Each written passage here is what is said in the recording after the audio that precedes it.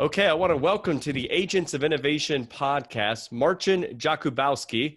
Of course, with that name, you can tell that's a Polish name, Marcin Jakubowski, and he was born in Poland, came over to the United States as a kid, and he is now the founder and executive director of open source ecology, has a Ph.D. in fusion energy. Marcin, welcome to the Agents of Innovation podcast. Glad to be here. Thank you, Francisco.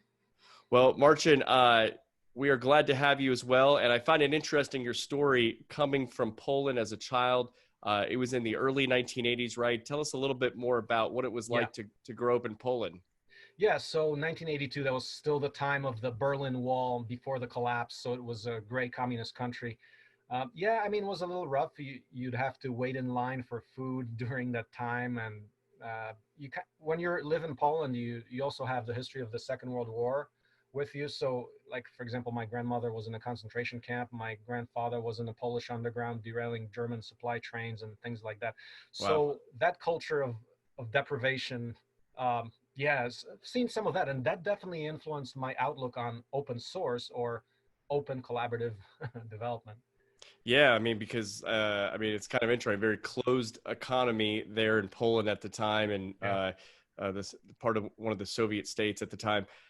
Well, it's interesting, Marcin, because you all migrated from Poland to, was it New Jersey? Yeah, New Jersey, Newark, graffiti-ridden streets of Newark. The streets weren't paved with gold like we would think. But yeah, I lived in Patterson, New Jersey. Then there was actually a hotel fire there that we survived. There was actually a bunch of deaths there, like 14 people died in that.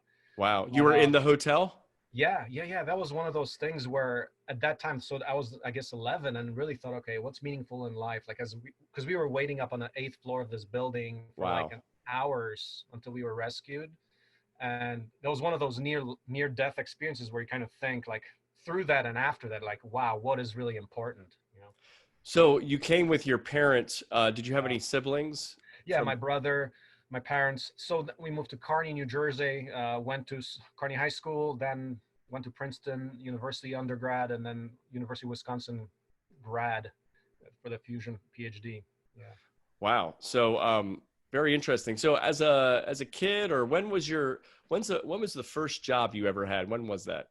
I had a paper route since 6th grade through elementary, high school, and college. I actually kept that in college. So it was more like 10 years of that. So that was a thing.